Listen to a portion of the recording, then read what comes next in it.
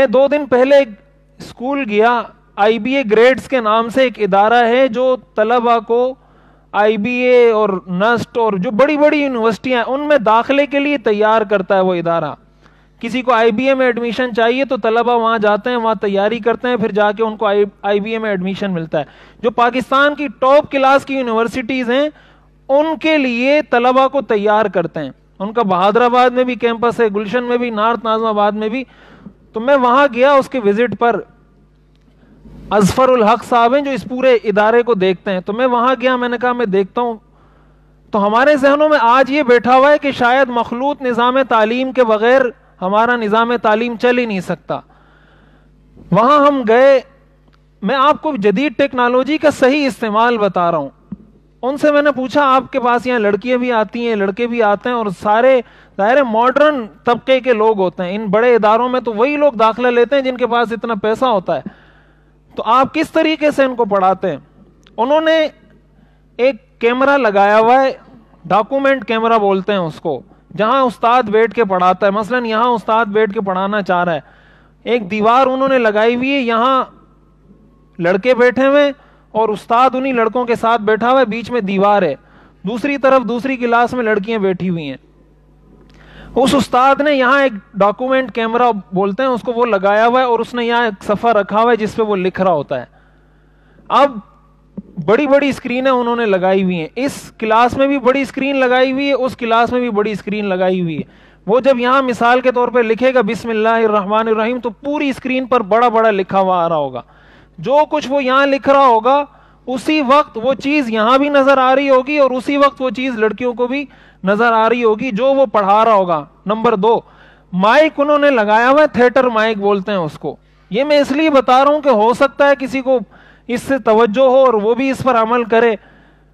تو theatre mic انہوں نے لگایا ہوا ہے, اور تھیٹر مائک کا مطلب یہ ہے کہ یہاں سے استاد جب بات کرتا ہے تو براہ راست یہاں بھی آواز جا رہی ہے, وہاں بھی جا رہی ہے.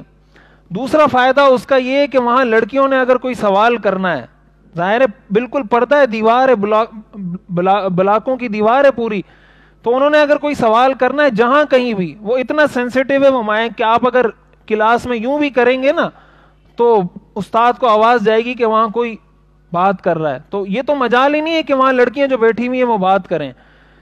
لڑکی نے کوئی بھی سوال کرنا ہے, استاد کو انہوں نے ایک ہینڈ فری دی ہوئی ہے, اس کے کان میں لگی ہوتی ہے, وہاں سے لڑکی کوئی سوال کرتی ہے, استاد کے کان میں آواز آتی ہے اور وہ آواز کو سن لیتا ہے, یہاں سے استاد اس کا جواب دیتا ہے, اس کو جواب پتہ چل جاتا ہے. تو بالکل انہوں نے ایسا ماحول بنایا ہوا ہے کہ ایک ہی وقت میں وہ لڑکوں کو بھی پڑھا رہے ہیں اور ایک ہی وقت میں وہ لڑکیوں کو بھی پڑھا رہے ہیں. لڑکیوں کے آنے کا رستہ الگ بنایا ہوا ہے, لڑکوں کے آنے کا رستہ الگ بنایا ہوا ہے. کوئی مخلوط نظام تعلیم نہیں. اور یہ میں آپ کو کسی مدرسے کی بات نہیں بتا رہا, یہ میں آپ کو اس ادارے کی بات بتا رہا ہوں. انہوں نے ابھی ایک اسکول کھولا ہے دی لیبز اسکول کے نام سے, پوری دنیا کا بیسٹ اسکول ایوارڈ ان کو ملا ہے. اور انہوں نے کہا دبئی میں وہ مقابلہ ہو رہا تھا, میں نے ان کو کہا میں مقابلے میں نہیں آتا, ابھی ہمارا کام اتنی ترقی پر نہیں کہ میں آپ کے پاس آؤں. تو انہوں نے وہاں سے میرے لیے انعام بھیجا کہ نہیں بھائی آپ کا اسکول نمبر 1 ہے, تو ہم آپ کے لیے یہاں پتہ نہیں کتنے 100 یا کتنے $1000 انہوں نے بھیجے کہ یہ آپ کا انعام ہے. تو تعلیم کا معیار ان کا اتنا ہے کہ پوری دنیا میں بیسٹ اسکول کا ایوارڈ ان کو ملا ہے.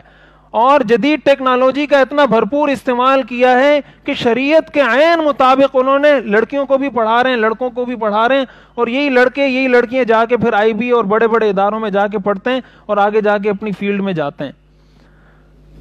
تو یہ کیسے ممکن ہوا؟ یہ ایسے ممکن ہوا کہ انہوں نے اپنے ذہن میں ڈال دیا کہ ہم نے اس ٹیکنالوجی کا استعمال کرنا ہے لیکن شریعت کے مطابق کرنا ہے. انہوں نے اس سے ایسے راستے نکالے کہ مخلوط نظام تعلیم کا بہترین متبادل ہمارے سامنے پیش کر دیا. تو صرف ضرورت اس بات کی ہے کہ ہم اپنے دل میں یہ پوائنٹ پیدا کریں کہ بھائی ہم نے جدید ٹیکنالوجی کا استعمال کرنا ہے لیکن شریعت کے مطابق کرنا ہے. جب شریعت کے مطابق کریں گے تو ہم مزید ترقی کریں گے, مزید آگے بڑھیں گے. اب دیکھیں اسلام اس چیز سے تو منع نہیں کرتا, انہوں نے یہ نظام تعلیم بنایا, اس کو چلاتے رہیں. وہ لوگ کہتے ہیں کہ اسلام یا مولوی صاحب کہتے ہیں کہ لڑکیوں کو نہیں پڑھاؤ. کس نے کہا لڑکیوں کو نہیں پڑھاؤ؟